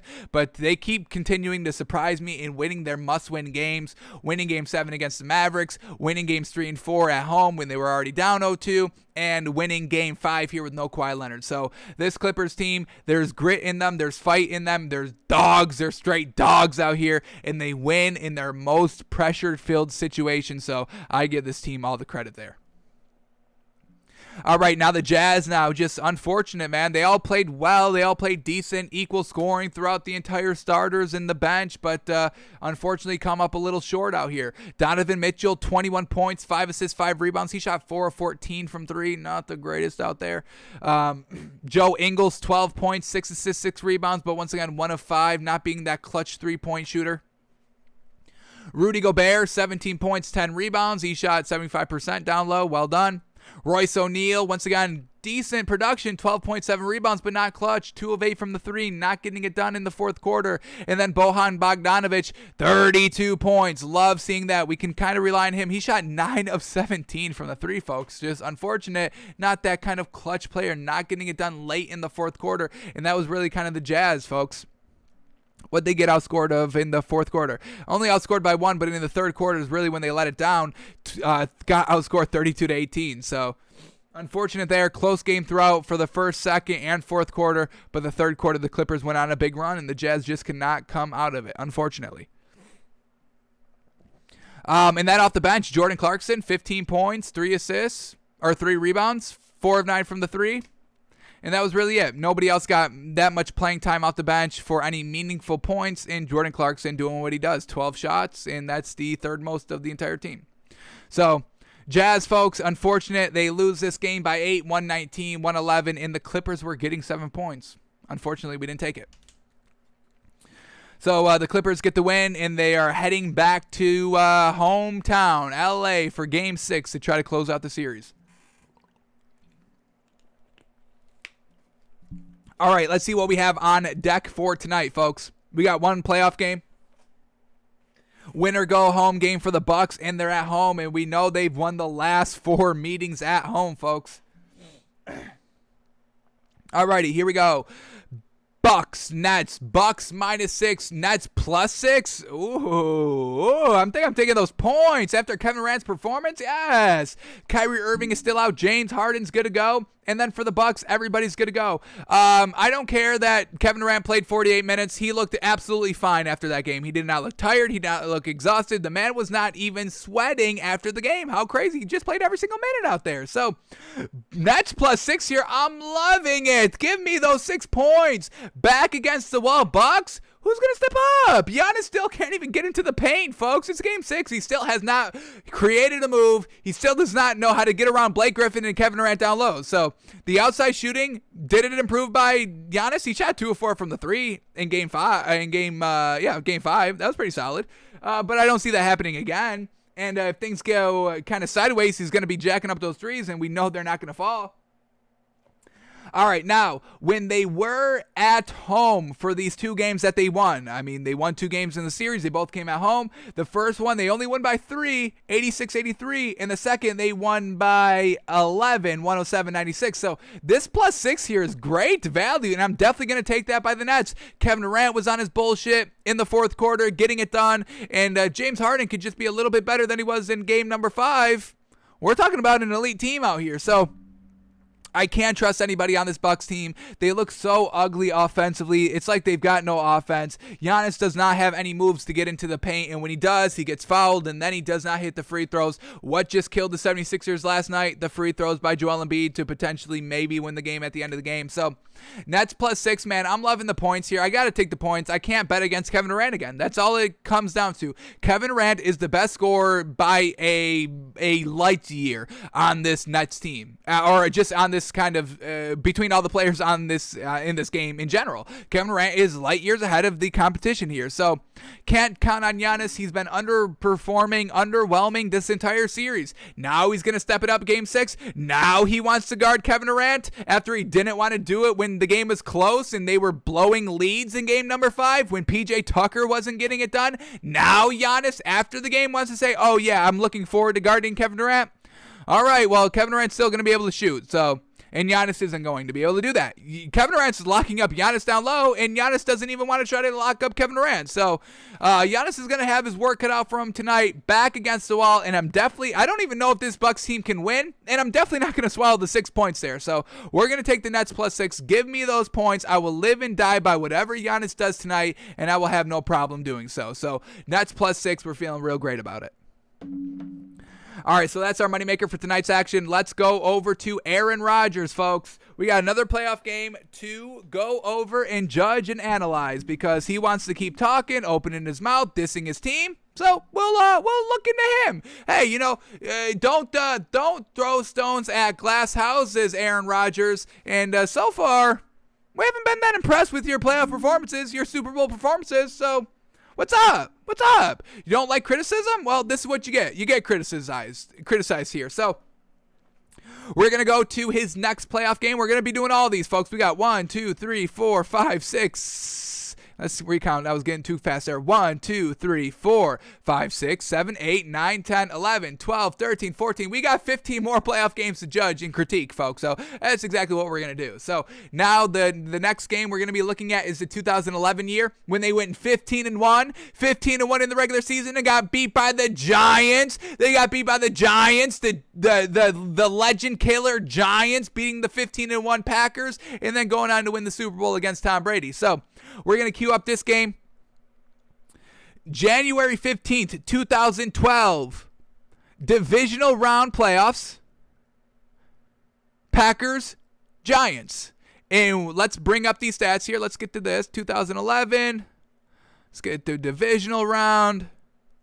And we got Packers, Giants out here. Let's go full replay. Let's sign in, because they signed us out.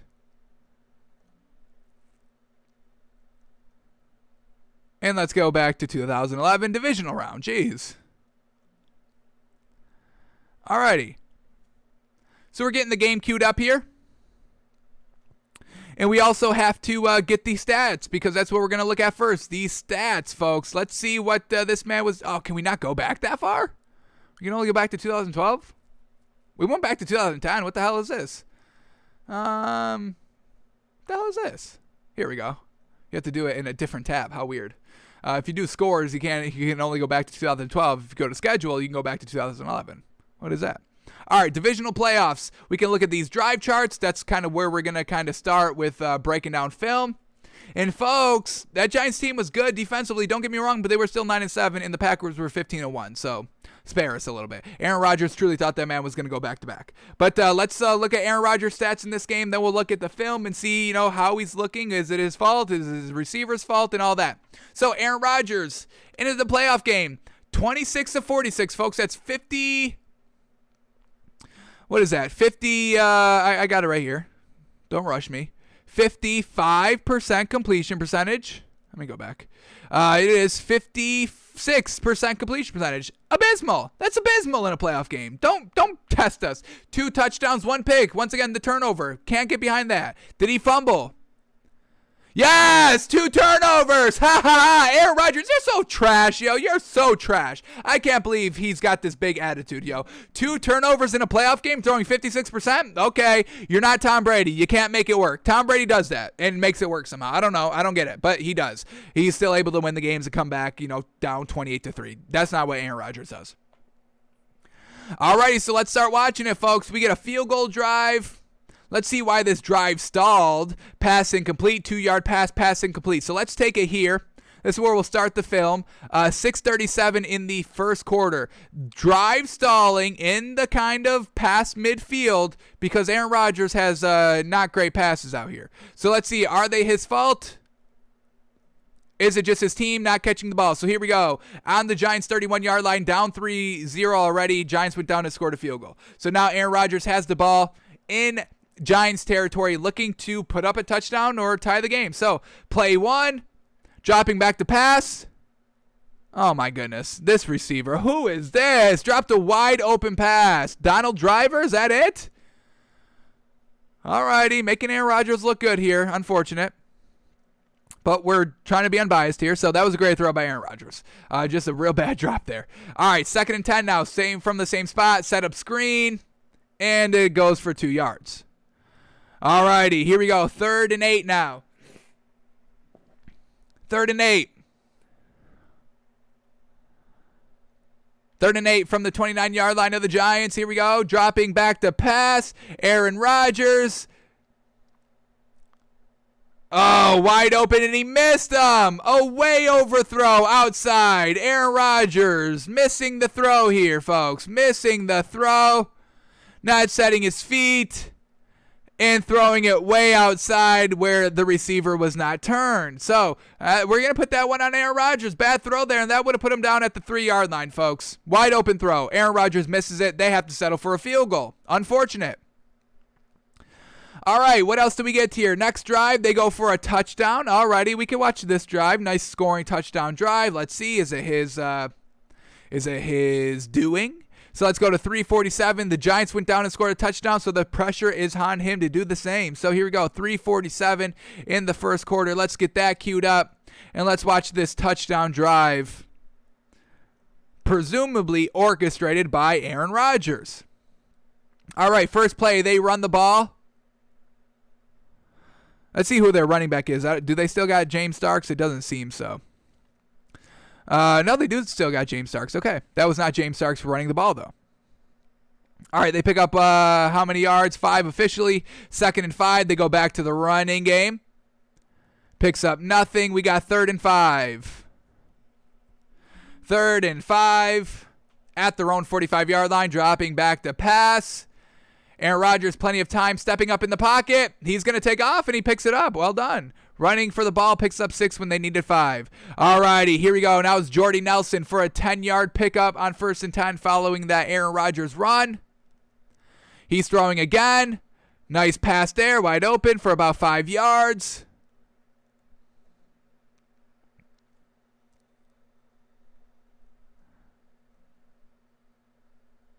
Almost fumbled. They challenged the call there. That did kind of look like a fumble. I don't think they overturn it. It's real close. They probably should have overturned it, honestly. But this is real conservative back in 2011 where they weren't really changing the calls. That's real close. And they call him down still. So they ended up picking up the 6 yards on that pass. All right, 2nd and 4 now. Aaron Rodgers catches him offsides, his classic, and then takes a deep shot down the field. It goes incomplete, but it's still a shot you have to take when you draw him offside. So that's what Aaron Rodgers does. We all know, and it's fantastic. Nobody else can do it like he does.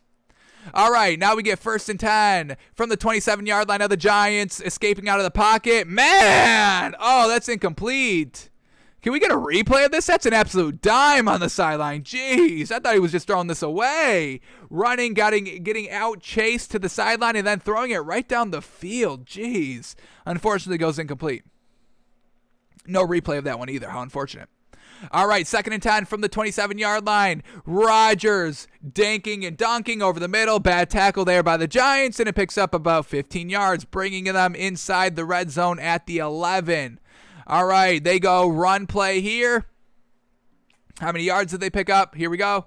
1st and 10 from the 11-yard line of the Giants. They run the ball. Picks up about 4. Is that only 2 officially? Okay. And then here we go. 2nd and 8 from the 8-yard line. Aaron Rodgers. Play action pass, and it's wide open to Kuhn, Russell Kuhn out there for the touchdown. So real good drive there by Aaron Rodgers to tie up the game. All righty. Let's see what we get here. We got to start seeing these fumbles and field goals, or fumbles and interceptions by Aaron Rodgers. So we get a punting drive on their next possession. We're not going to watch it, but let's just see what it's all about. They're at the Giants' 46-yard line. We get a 3-yard run, pass incomplete, pass incomplete. Let's watch these two passing plays quickly. So we'll start at 9:25. Having, once again, a chance to potentially get into scoring position, and Aaron Rodgers is throwing incomplete passes. Now, once again, we have to dissect these because we've seen time again these receivers just absolutely dropping the ball absolutely trashily. So here we go. It's 2nd and 7. Drops back to pass. Plenty of time to throw. Running out of the pocket. And once again, James Starks, man, oh man, that's right in his hands, and he drops it. Jeez.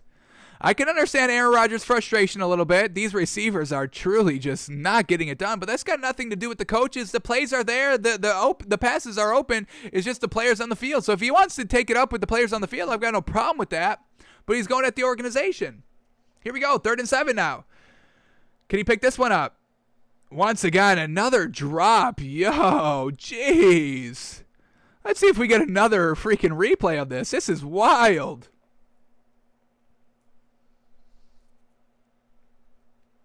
Oh my gosh. Here we go. Slow-mo replay. Over the middle of the field. Great ball. Right in the chest, yo. Absolutely garbage. Wow, man. I would be frustrated too, but damn. All right. Now we get a fumble, and this is going to be Aaron Rodgers. Is this Aaron Rodgers' fumble? I don't think this is Aaron Rodgers' fumble. Where's the other fumble? Is this it? Yeah, okay. So this was not Aaron Rodgers' fumble, unfortunately. They fumbled nonetheless, and the Packers score 3, and then the Packers try to do something at the end of the first half. Can't. We get a 4-yard pass, a pass incomplete, and then a sack at their own 38-yard line. They have to punt. And then the Giants go down with 41 seconds left and hit a touchdown, going up 20-10. So now Packers going into halftime down 10, 20-10. Aaron Rodgers coming out the other side, and what does he do? Fumbling the ball. Once again, we see this a lot by Aaron Rodgers coming out in the second half, and he does not get it done on that first drive. That's really not good to set the tempo for the next half of football. So we get, let's cue up this play. We'll cue up the play before it and then watch the play where Aaron Rodgers fumbles the ball. Turnover, Aaron Rodgers, not good. So here we go. Let's cue it up at 11:22. Starting the third quarter, and they're driving, folks. We're going to tell you where they are on the field in a second, but they're driving, folks. They are at 3rd and 5 over midfield at the Giants' 46-yard line. So here we go. Aaron Rodgers, 3rd and 5. He's going to pick up this first down here, and then he fumbles on the next play. But let's watch the play right before it. Clean pocket, escapes a little pressure, throws the ball. And, man, this is a great catch right here. Man, oh, man, for all those big drops, that was an amazing catch. High traffic on the left side of the field, and he goes up and makes the catch. Let's watch this one play from the back angle. We'll get a great view here from Aaron Rodgers. Woof, that's a great throw and a great catch. That's an excellent throw, excellent catch. Wow, fantastic. And now what do they do with this? They're at the 30-yard line of the Giants, and we're going to get a fumble here by Aaron Rodgers. Aaron Rodgers lined up under center, pump fake, and doesn't see the pressure coming right in his fake, folks. He pump faked like twice, got the ball knocked out of his hands. That's Aaron Rodgers' fault 100%. So Aaron Rodgers turns over the ball when they're in scoring territory. Classic Aaron Rodgers. Their next possession, they have to settle for a field goal. Let's see why. We get a 5-yard run for no gain, and then a pass incomplete on 3rd and 6 on the Giants' 17-yard line. So let's watch this play. Here we go. I believe it was like 4 something left on the clock. 4:01. 3rd and 5. Aaron Rodgers, once again, down 10. You can't be settling for field goal attempts. They're at the Giants' 16-yard line right here. 3rd and 5. Aaron Rodgers. Let's see. Is this his fault? Is this pass incompletion his fault? Here we go. Aaron Rodgers going deep. One-on-one matchup. Man, Greg Jennings, go up and get that ball, man. Damn. A great ball for a one-on-one matchup in the end zone. I'm all about it here. Let's watch this one more time. Right off his hands. Damn it. Oh, man, Aaron Rodgers, like I said, I'm never doubting what this man does on the field. These passes are absolutely on the money. On the money as on the money can be, folks. If you're running simulations, this is like the only throw outcome of a chance to score or catch the ball, folks. It's 100% accurate. Well done. Unfortunate, these receivers are kind of bumming it up for him right here. But, I mean, once again, Aaron Rodgers piles it on himself, too. It's not all just the receivers. The fumble is his fault. This interception, we'll take a look at it in a second. Once again, Aaron Rodgers, he takes a couple of plays off here and there. The lackadaisical throws, we saw it a couple of times in that last playoff run. in 2010 were just some of those throws lackadaisical, and they do get picked off, unfortunately. So all we're the main thing that we're talking about here is Aaron Rodgers should not have this big ego where he's deciding not to play because of the Packers shortcomings overall. He has a role to play in most of these losses as well. It's not all just the drops. It's not all just the team and the owners and the coaches not respecting him. So. All right, so they score a field goal. Then we get a turnover on downs on their next drive. Once again, had the opportunity to kind of, take the lead. Giants have to punt on their next possession, and the Giants are back only down 7 here. 1-possession game. But they turn it over on downs. Let's see why. Pass incomplete. Aaron Rodgers gets sacked going for it on the Giants' 39-yard line. Let's watch this one, and then we'll watch the interception. I think we're done with this game, but here we go. Pass incomplete. We'll watch the 5-yard pass. We'll watch the pass for no gain. We'll watch the final 4 plays of here. So let's watch 14-23 start of the fourth quarter. Trying to score. Trying to tie this game up. So here we go. Let's set the scene. Here we go. Ball on the Giants' 44-yard line. 1st and 10. Once again, past midfield. Let's get it going, Aaron. When they start locking it up, he's great between the 20s. But once they start locking it up, it's unfortunate. So play action. Dumps it off. Had to take a little bit of a check down there. Goes for no gain. All right, 2nd and 10 now. Aaron Rodgers drops back to pass. Takes the check down. James Starks over the middle for about 5 yards. All right, we get 3rd and 5. Here we go. Aaron Rodgers empties out the backfield. 5 wide. Multiple people to go to. Let's see what he hits. Here we go. 3rd and 5. Rodgers over the middle, wide open, and man, oh man, this man dropped it again. Yo, what the hell? If he wants to be mad at anybody, be mad at this Packers team. Gosh damn. Be mad at these receivers. Damn. Just a little, maybe a little outstretched, so a little overthrown by Aaron Rodgers inside, a tad, but that's still a decent ball there. I'm not going to blame Aaron Rodgers on that one. Now we get 4th and 5, going for it on the 39-yard line. Here we go. This is what Aaron Rodgers wants. He wants to go for it on 4th down. That's why he was mad at Matt LaFleur for kicking the field goal. Here we go. This is what he wants. 4th and 5. You better be excellent here on this play. Here we go. 4th and 5 from the 40-yard line of the Giants. Dropping back to pass. Pressure gets to him. And he goes down. Unfortunate. Sacked by Aaron Rodgers. You got to put that one at his fault. Unfortunate. All right. What else do we get here? So they turn it over on downs. The Giants go down and score a field goal. On the Packers' next possession, they fumble the ball. Not Aaron Rodgers' fault, unfortunately. Then the Giants go down and score a touchdown, making it 30-13. Aaron Rodgers goes down and finally scores a touchdown when they're down 17 points. Giants go down and score another touchdown, making it 37-20. And then we get an interception here, really at the end of the game. Nothing really matters here from this Aaron Rodgers interception, unfortunately. But the fumble in that 4th down sack, that's really, changed the game. So the interception isn't bad here by Aaron Rodgers, but those early kind of other plays are, unfortunately. Now, also the drops play a huge impact. I understand that as well. But at the end of the day, you're the quarterback. You're the ultimate problem solver. Everything's going wrong. It's still up to you to kind of make it go right somehow. You have to make it go right. Tom Brady makes it go right. So, I mean, we're seeing other elite quarterbacks get it right at points of their career or points of the time in the game. But Aaron Rodgers wants to have this God complex and won't make it right ever. So, let's watch this interception. It's really meaningless, but let's just see if it's bad, if it's good. Here we go. 3rd and 15, down 17 with 2 minutes left in the game. Over the middle of the field. It's just a pop-up and a pick. So, overall, Aaron Rodgers didn't play that bad. There was some bad moments. Like we said, the 4th down sack and that fumble early on in the game, early on in the 3rd quarter to really set the tone coming out of halftime. So, we'll give Aaron Rodgers, we're going to give him 70 out of 100 credit points here. We'll bump it up to 75.